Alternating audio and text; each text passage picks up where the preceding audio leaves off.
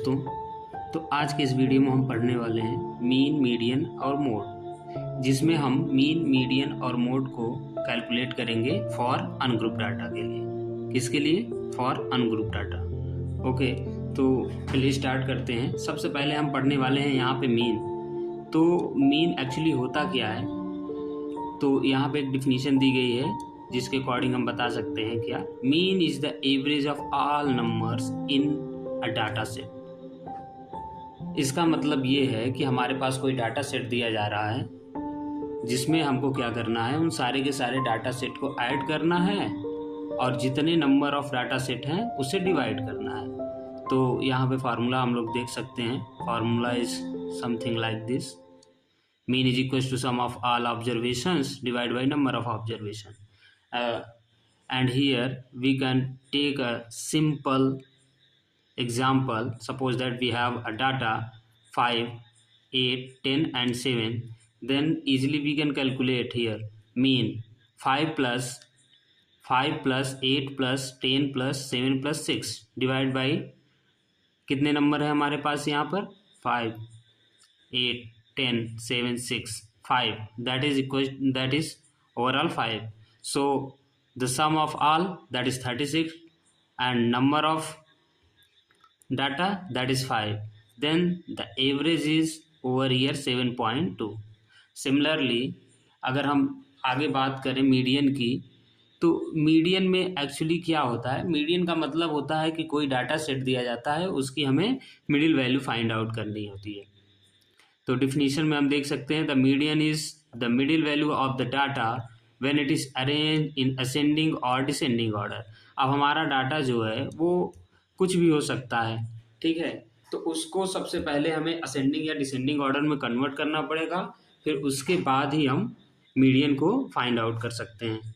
तो यहाँ पे हमारे पास जो मीडियन है उसको कैलकुलेट करने के लिए दो मेथड हैं। पहली चीज़, अगर हमारा जो डाटा है उनकी संख्या ऑड है तो उसके लिए हमारे पास मीडियन का फॉर्मूला बनता है, that is n+1/2 th term, and if the data set is even, then for that median is n/2th term plus n/2th plus 1 term divided by 2.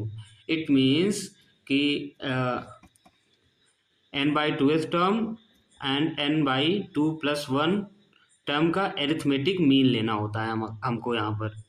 Okay, फिर फॉर एग्जाम्पल के थ्रू हम लोग यहाँ पे अभी समझने वाले हैं। जैसे suppose that we have a data 3, 5, 7, 9, 11।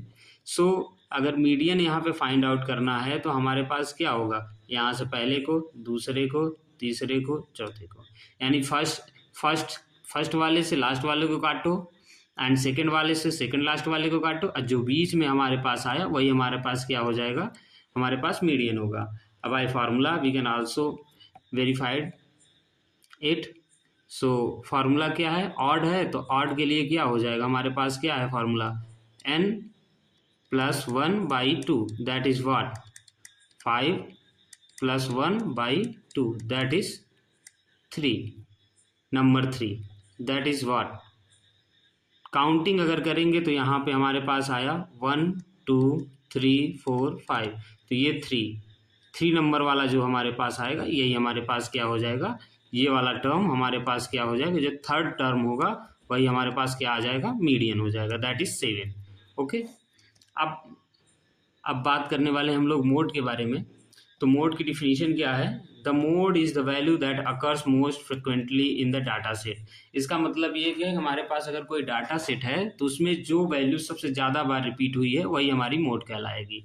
अब हमारे पास जो मोड है वो कई तरीके के हो सकते हैं। पहली चीज़ यूनी मॉडल हो सकता है, बाई मॉडल हो सकता है एंड मल्टी मॉडल हो सकता है। और यहाँ पे हमारे पास नो मोड का क्या मतलब है, अगर हमारे पास जो वैल्यूज़ हैं उसकी फ्रिक्वेंसी इक्वल हैं तो हमारे पास नो मोड की कैटेगरी में आता है। फॉर एग्जांपल, अगर हमारे पास यहाँ पे सपोज दैट ये देखिए लिया गया है 2, 3, 4, 4, 5, 6, तो यहाँ पर हमारे पास 4 की जो रिपीटिशन है वो 2 बार है, इसलिए हमारे पास यहाँ पे जो मोड हो जाएगा, मोड हमारे पास आ जाएगा 4। ठीक है, थैंक यू, कीप वॉचिंग।